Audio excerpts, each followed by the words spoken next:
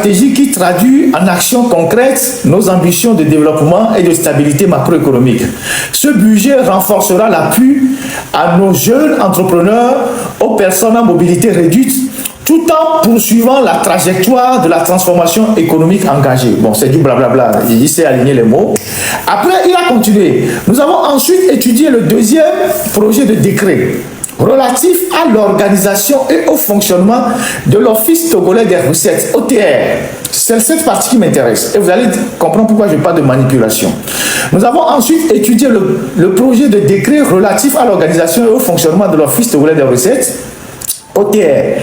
Cette réforme structurante vise à optimiser la performance fiscale et douanière, sécurisant les recettes. Sécuriser les recettes. C'est fort qui le dit, hein. Sécuriser les recettes. Ça veut dire que les recettes avant n'étaient pas sécurisées. Et garantir un financement durable à nos politiques publiques. Ces travaux illustrent notre volonté ferme d'approfondir une gouvernance rigoureuse, transparente et efficace au service du développement national et du progrès partagé. Donc, dès qu'ils ont fini le conseil des ministres, c'est le premier post qu'il a fait sur sa page Facebook de Foy Gnassingbé. Bon, comme nous, on a les yeux partout, il a fait ce post-là, et 10 minutes après, ils ont supprimé le post, et ils ont fait un second post technique. Voilà. Donc, il faut zoomer. Donc, 10 minutes après, le premier post là, ils l'ont supprimé, et ils ont fait un deuxième post. Et le deuxième post, voilà. J'ai précisé le premier conseil des ministres de la 5e République consacré à l'examen. Donc, ce n'est plus à deux sujets. Ce n'est plus à deux sujets. À l'examen de l'avant-projet de loi de finances 2026. Un document stratégique qui traduit actions concrètes, machin, aux ambitions et au progrès social. Ce texte construit sur une approche budgétaire prudente, responsable, propose des mesures destinées à renforcer l'appui à nos jeunes entrepreneurs, aux personnes à mobilité réduite, tout en poursuivant la trajectoire de transformation économique engagée. Ces travaux illustrent notre volonté. Voilà. Et donc, entre le premier post qu'il a fait sur la page, sa propre page, et le deuxième post, ils ont supprimé le paragraphe consacré à l'OTR. En tout cas, c'était tard pour eux. Nous, on avait déjà fait les captures d'écran. Donc, ils ont supprimé rapidement le paragraphe qu'ils avaient, dans lequel ils avaient parlé de l'OTR. Malheur pour eux, nous, on avait déjà archivé le premier post. Et donc, on a vu la manipulation qu'ils ont voulu faire. Voilà. Et donc, la question de savoir pourquoi, voilà la partie qui était réservée à l'OTR, le paragraphe, lors du premier post que Foy Gnassingbé lui-même il a fait sur sa page Facebook. Je sais qu'il a des... Comment vous appelez ça? Il a les community managers, mais les community managers du président ne peuvent pas publier un texte sans l'accord du président. Donc, c'est le premier paragraphe, c'est le premier post qu'ils ont fait. Et du coup, ils ont supprimé. Mais ce qui m'intéresse dans le premier post, c'est que, en parlant de réforme de l'OTR, ils parlent de sécuriser les recettes. Ils parlent de sécuriser les recettes. Est-ce à dire que les recettes n'étaient pas sécurisées avant? Et il dit qu'une gouvernance rigoureuse, transparente et efficace au service du développement national du progrès partagé. Dans le deuxième post, cette phrase aussi a disparu. Entre les deux posts qu'il a eu à faire. Donc, bon, nous, on avait déjà piqué ça. Donc, Foy Gnassingbé, c'était trop tard pour toi quand tu as supprimé. Moi, j'avais déjà sécurisé ton premier post. Donc, pourquoi, maintenant, pour être sérieux, pourquoi ils ont abordé la question de l'OTR et ils n'ont pas voulu que cela apparaisse dans le communiqué final du Conseil des ministres? Pourquoi? Pourquoi, après avoir abordé la question de l'OTR, ils n'ont pas voulu que cela apparaisse dans le communiqué du Conseil des ministres? Je cherche la raison. Elle peut être de plusieurs ordres, mais je cherche la raison. Je ne comprends pas. Peut-être ont-ils peur que des gens déduisent que c'est parce que Ferdinand en a suffisamment parlé dans son live que le Conseil des ministres a abordé le sujet. On ne sait jamais. On ne sait jamais. Peut-être qu'ils ont eu peur de ça, de dire, ah, c'est parce que Ferdinand en a parlé, qu'on a abordé le sujet, donc, quand Ferdinand dit quelque chose, on écoute quand même. Peut-être que c'est la peur là qui les a poussés à expurger ce paragraphe. Ou soit, ils ont dit sécuriser les recettes, ça peut faire l'objet de plusieurs interprétations. Et ça dit que hier, les recettes n'étaient pas sécurisées. Donc, l'un dans l'autre, on retombe sur la question de l'OTR. Et de comment les fonds de l'OTR sont gérés. On va aller tout à l'heure au Gabon pour vous montrer les séquences du procès en cours à Ali Bongo. C'est le même pays. C'est la même chose qui se passe dans les deux pays. Comment les gens partagent l'argent comme les biscuits. On va vous jouer tout à l'heure les séquences du procès au Gabon. Et vous allez voir comment les gens s'amusent avec l'argent au sommet de l'État. Donc, l'argent qui disparaît au niveau des phosphates, l'argent qui disparaît dans les mines, l'argent qui disparaît à l'OTR. Aujourd'hui, on vient vous parler de sécuriser les recettes de l'OTR. Est-ce qu'hier, les recettes de l'OTR n'étaient pas sécurisées? Toute la question est là. On nous dit il faut une gouvernance rigoureuse, transparente et efficace au service du développement national et du progrès partagé. Cette phrase aussi a été supprimée. Et ça dit que hier, il n'y avait pas une gouvernance rigoureuse, transparente, efficace au service de nous tous. C'est le président qui a fait, c'est Faure lui-même qui a fait le post. Hein. C'est lui qui a fait les deux posts en l'espace de 10 minutes. En l'espace de 10 minutes, c'est lui-même qui a fait les deux posts sur sa page Facebook. Sauf que, quand il s'est rendu compte que bon, quelque chose est déjà parti, c'était trop tard. Nous, on avait déjà sécurisé le premier post qu'ils ont eu à faire. Et donc, voilà ce que moi j'ai voulu partager avec vous. Et je vais décliner sur la question de l'OTR. C'est pas fini, hein? L'OTR, on en parlera toujours. On en parlera jusqu'à ce que les choses reviennent dans la normalité et que les Togolais cessent d'être traqués par les agents de l'OTR et qui finissent par s'enrichir derrière les rideaux. Et comme je l'ai eu à le dire la dernière fois, c'est encore la fête de fin d'année. Il y a plein de conteneurs que les transitaires véreux vont faire transiter par le Ghana. Et quand ils arrivent à la frontière, sur 10 conteneurs, ils déclarent les deux. Et ils prennent les papiers des deux pour faire rentrer les 8 autres conteneurs. Non seulement c'est un sabotage de l'économie, mais c'est aussi une concurrence déloyale pour les femmes qui sont au grand marché. Donc, les produits sont déversés au grand marché. L'importateur, sachant que bon, il n'a pas payé les frais à la hauteur des conteneurs qu'il a ramenés dans le pays, il rentre dans le marché, il casse le prix et il fait une concurrence déloyale aux autres commerçants qui, eux, ont payé les frais de douane, ils ont amené les produits normalement. Ceci se passe au grand marché. Parce que c'est une menace aussi pour les gens qui vendent au grand marché. Quand les gens font rentrer plus de conteneurs qui ne payent de taxes par CB, quand ils vont déverser les marchandises au grand marché, ils diminuent les prix.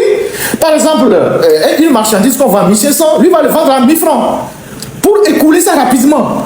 Et ça pénalise ceux qui sont honnêtes et qui ont fait rentrer honnêtement leurs conteneurs.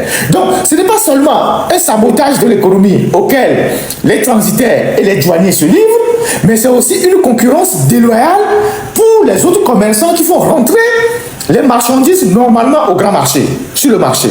Donc, l'État doit vraiment garder un œil et arrêter ce phénomène-là qui enrichit les douaniers, les transitaires et généralement les gens qui importent ces produits-là, ce ne sont pas des Togolais. Je ne veux pas aller sur des nationalités, vous comprenez ce que je veux dire, parce que c'est eux qui ont la facilité de donner de l'argent des commissions aux douaniers et aux transitaires. On a on est amis sur la cigame, on raconte derrière les rideaux.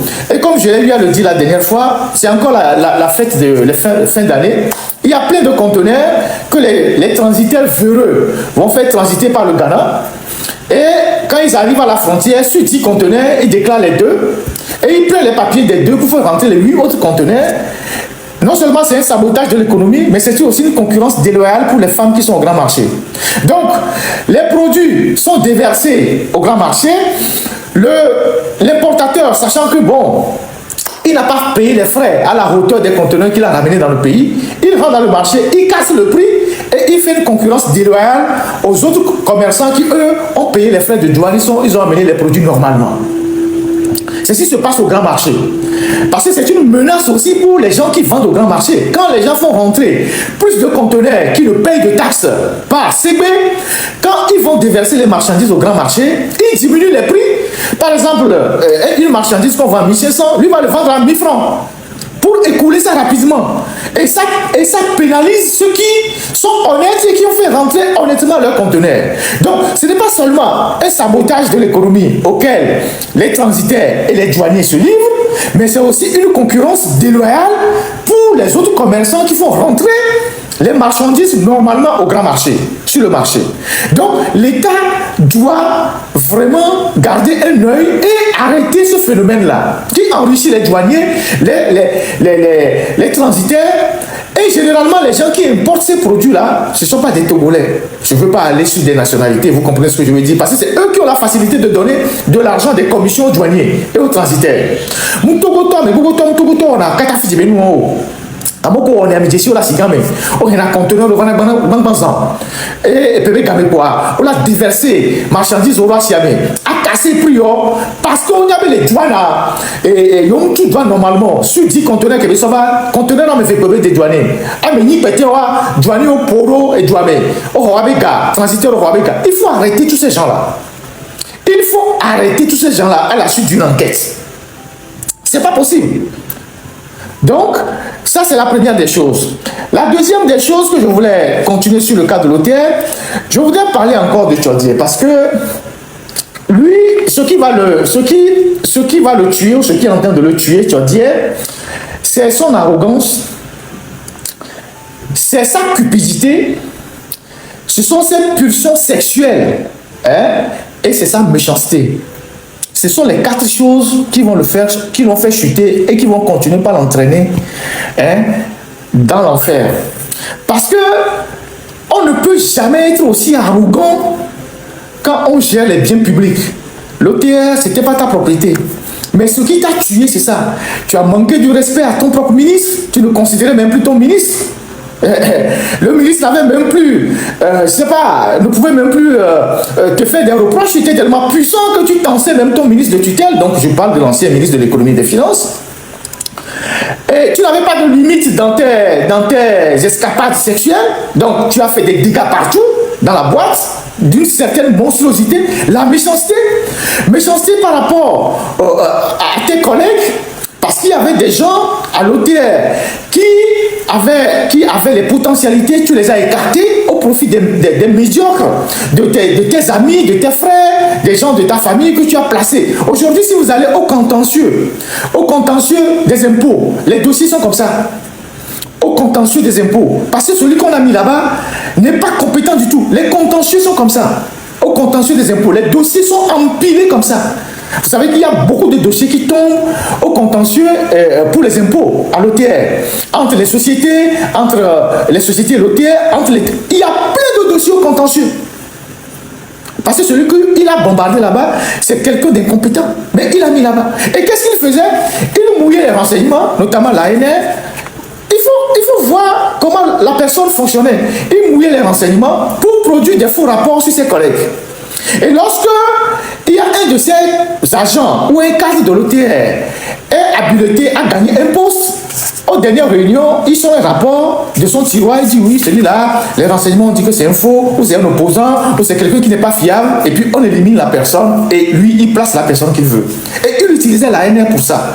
Et donc, il faut que Fogna Sibé aussi redresse l'ANR. Parce que l'ANR, son rôle, c'est pas de prendre de l'argent chez des responsables de régie financière pour produire des faux rapports sur des cadres de la même boîte pour que ces cadres-là ne bénéficient pas de promotion. C'est pas normal. On ne peut pas vivre dans un pays comme ça où un individu s'est assis sur la fortune publique et il mouillait tout le monde pour éliminer des gens. Il fait des tweets pour dire que je mens. Il fait des tweets pour raconter des histoires. Avant, il m'avait traité de journaleux qui aboyait la caravane passée. Maintenant qu'il est tombé, il fait des tweets, il dit oui, il ment. Mais d'accord, je suis un menteur. Mais quand j'ai commencé par faire des révélations sur vous, monsieur Tchodié, vous êtes agité, vous êtes parti voir plusieurs personnes. Vous avez vu des gens partout pour voir qui me connaît, pour qui peut prendre contact avec moi. peux pas donner les noms des gens ici. Vous vous êtes agité, vous avez vu des gens. Vous avez vu des gens.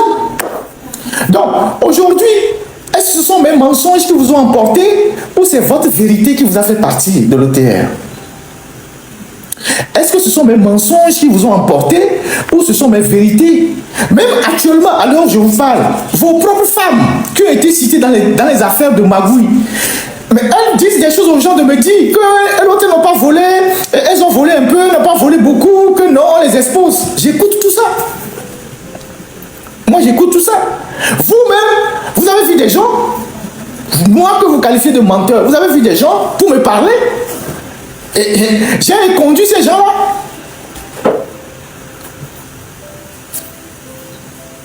J'ai dit à ces gens que je ne veux rien écouter. Et que ce que vous étiez en train de faire à l'OTR est inacceptable dans une république. Surtout sur le plan de la moralité. Sur le plan même de la manière dont vous disposiez de l'argent de la République. On va passer le procès du Gabon tout à l'heure. Vous allez voir ce que le bâtonnier au Gabon est en train de dire sur des agents de l'État qui s'amusent avec la fortune publique. C'est cette cupidité-là qui va vous tuer.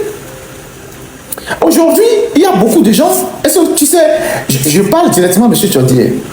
Vous savez qu'il y a eu des enquêtes qui sont en cours. Est-ce que tu le sais? Quand ils vont commencer par mettre la main sur les gens, tu vas voir si je suis un menteur. Est-ce que tu sais qu'il y a des enquêtes qui sont en cours? Mais toi-même là, on a fait des enquêtes sur toi avant de te dégager.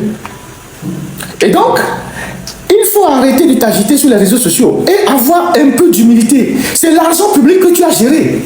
C'est l'argent public que tu as géré. Et puisque tu n'as pas bien géré l'argent public, tu t'es enrichi, tous les Togolais ont le droit de te faire un procès. De te demander comment est-ce que tu as géré cet argent public. Tous les Togolais. Pas seulement journaliste que je suis. Tous les Togolais. Parce que cet argent public, vous l'obtenez en allant fermer les boutiques des gens, en contraignant les gens à payer les impôts, les frais de douane. Parfois, vous fermez les boutiques des gens. Vous fermez les entreprises des gens. Donc, tous les Togolais ont le droit de te poser la question. Tu es rentré à l'OTR, tu n'étais pas milliardaire, tu es sorti milliardaire, tu as trouvé cet argent où? Surtout que la Constitution oblige les agents de l'État à déclarer leurs biens. Tu es rentré dans l'OTR, tu n'avais pas 100 millions sur ton compte, aujourd'hui tu es milliardaire, tu as trouvé cet argent où? Tous les Togolais ont le droit de te poser cette question. Donc, quand on le dit, ce n'est pas un affront à ta personne. C'est la reddition des comptes. Donc, tu as beau te fâcher de faire des tweets pour raconter des histoires, mais tu dois rendre compte de la gestion que tu as faite des fonds publics qui sont issus de nos impôts, des taxes, des douanes, tout ça. Parlant des trucs que vous avez acquis là-bas, il y a un logiciel qu'on appelle ERP qui sert à gérer le personnel. Mais généralement, on l'achète pour gérer le personnel d'une entreprise de grande taille. Alors que l'OTR n'avait pas besoin de ce logiciel parce que le personnel de l'OTR n'était pas suffisamment assez grand à l'époque. Et même maintenant, vous êtes parti acheter ce logiciel qui peine à fonctionner aujourd'hui, mais qui a coûté 2 milliards. Vous avez fait de la surfacturation jusqu'à 2 milliards pour un logiciel. ERP, vous connaissez ce logiciel? Et ce logiciel, vous l'avez apporté à l'OTR, il fonctionne à peine. Mais vous avez dépensé 2 milliards. Et je suis sûr que c'est une surfacturation. Tu dis que je mens. Technique, il faut me passer la capture d'écran de ce monsieur qui est son ami. Monsieur Tchadier, vous connaissez ce monsieur? Vous le connaissez? Il est entre le Canada, le Togo et les pays de l'arabe, pays arabes là. Doha, Dubaï, il doit être ces derniers jours à Dubaï, peut-être qu'il serait à Dubaï. Alors, il se nomme comme Yekwe Kani. Il vit au Canada. Il est chef d'entreprise. Il livre des armes, c'est un trafiquant d'armes. Il livre des armes aux forces de défense togolaises. Qu'est-ce que vous faites ensemble? Qu'est-ce que vous faites ensemble? Lui là.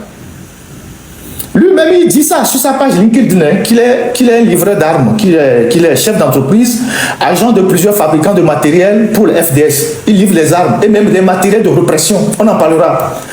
Les matériels de répression, quand on fait les manifestations à Lomé, ceux qui livrent du matériel qui permet de réprimer les Togolais là. Voilà un, c'est votre ami. Vous faites du business ensemble. Mais pas seulement du business. Mais il est qui pour vous, hein, par rapport au Canada, puisqu'il vit au Canada? Il est qui pour vous? C'est un mensonge? Ok, on va montrer certains détails. Le marché que vous lui avez donné, il y a plein d'autres marchés. Ce marché-là, sa société, c'est Sapris. Si la technique peut réduire un peu, tout le document n'est pas visible. En 2022, vous lui avez donné un marché de 68, pratiquement 69 millions à l'OTR pour livrer un véhicule, pour vous livrer un véhicule à vous-même, directement, à vous personnellement. Puisque sa société ici, c'est Sapristi. C'est sa société. Vous lui avez donné un marché pour vous livrer un véhicule à 69 millions, pratiquement 69 millions.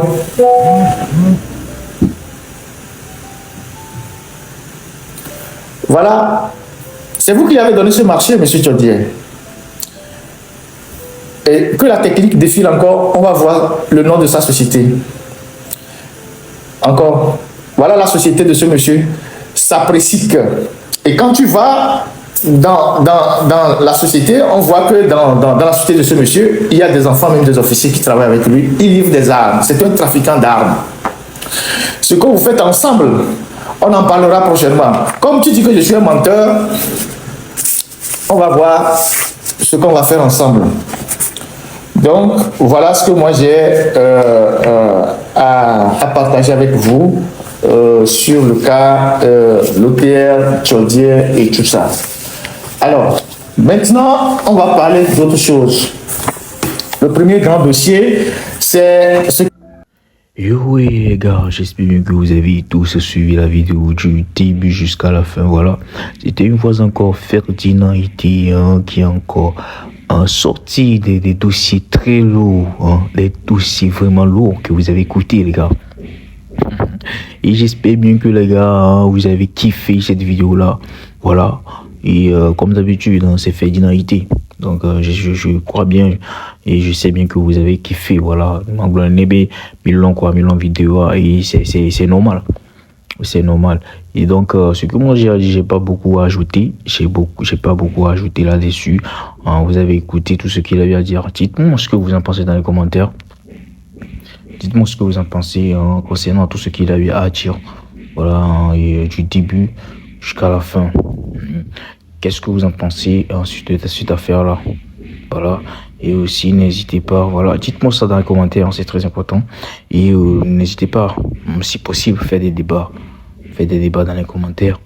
Voilà, voilà, faites des débats, en fait, constructifs, c'est très important. Qu'il n'y a pas d'injure et tout, mais faites des débats constructifs.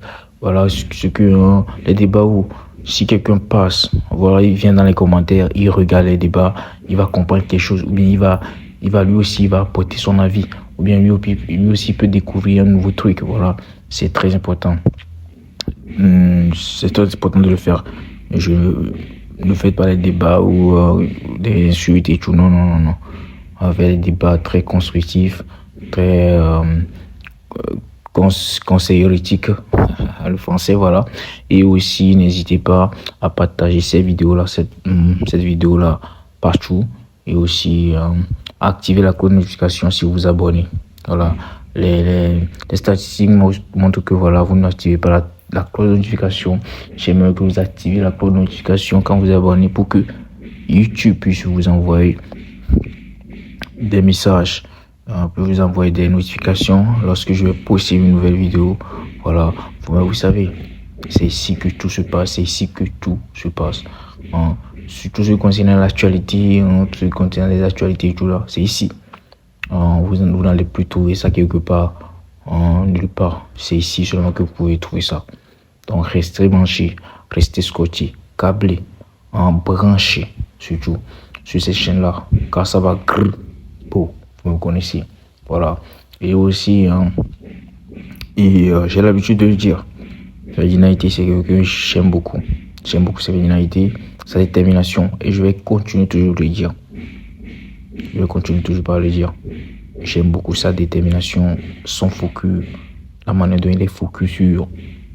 Genre, il s'en fout pas mal de ce que les gens disent, il s'en fout pas mal de ce qui se passe. Lui, il est toujours focus. Toujours focus depuis que moi je l'ai connu. Voilà, moi je l'ai connu avant que les M66 ne viennent. Mais imaginez, les M66 actuellement, ils sont plus à la une, ils sont plus trucs là, ils sont découragés et tout. Mais Ferdinand Haïté, lui, chaque jour, il continue par faire sa lutte, comme d'habitude, comme il le faisait avec comment il a débuté. Ouais, et voilà. C'est Ferdinand en fait. C'est Ferdinand. Donc voilà, on ne peut rien dire. Bon, bref les gars, j'espère bien que vous avez kiffé cette vidéo là. N'hésitez pas à vous abonner, liker, commenter. On se capte, je vous laisse ici. On se capte pour une nouvelle vidéo. Prenez soin de vous. Vivez chaque seconde comme vous pouvez, chaque minute. Car la vie, ça ne et l'autre côté ne provient pas avant que ça ne vienne. Donc prenez soin de vous. On se capte pour une nouvelle vidéo. Ciao, ciao.